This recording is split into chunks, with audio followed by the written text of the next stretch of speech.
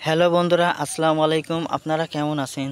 আশা করি সকলেই আপনারা আল্লাহর রহমতে ভালো আছেন। তো বন্ধুরা, আজকে আমি একটি গুরুত্বপূর্ণ ভিডিও নিয়ে আপনাদের মাঝে হাজির হয়েছি। তো বন্ধুরা, আজকের এই ভিডিওটি তাদের জন্য যারা নাকি বন্ধুরা গ্রামগঞ্জে হোক শহরে হোক, বন্ধুরা যারা নাকি প্রচুর পরিমাণে গৃহপালিত পশু পালার অভ্যাস হয়েছে তাদের জন্য।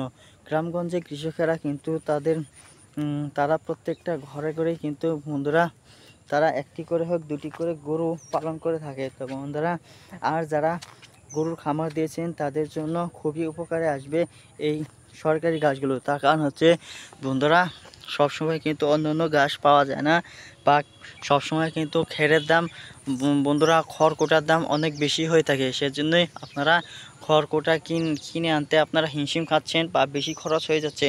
ফার্স্ট আপনাদের ভুসি কিনে আনতে অনেক টাকা খরচ হয়ে যাচ্ছে। সেই যে সকল ভাইদের জমিতে প্রতি জমিতে অন্য অন্য ফসল ও তরকারি রোপণ করা যাচ্ছে না, সে সমস্ত জমিতেই কিন্তু আপনারা চাইলেই সহজে এই সরকারি গাছগুলো রোপণ করে বন্ধুরা লক্ষ লক্ষ টাকা ইনকাম করতে পারবেন এবং কি আপনাদের খামার চালাতে পারবেন খুব সহজেই।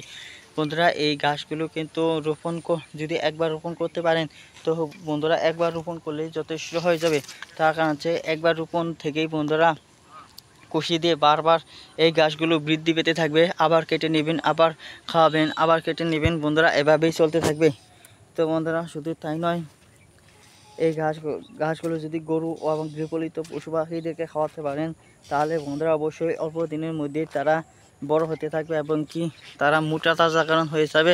এবং ফলে আপনারা আপনাদের গরুকে ছাগলকে বিক্রি করে বন্ধুরা অনেক টাকা ইনকাম করতে পারবেন খুব সহজেই। তো বন্ধুরা, এই ভিডিওটি যদি আপনাদের ভালো লেগে থাকলে তাহলে বন্ধুরা অবশ্যই আমাদের এই চ্যানেলটিকে সাবস্ক্রাইব করে নেবেন। ধন্যবাদ আপনাদেরকে।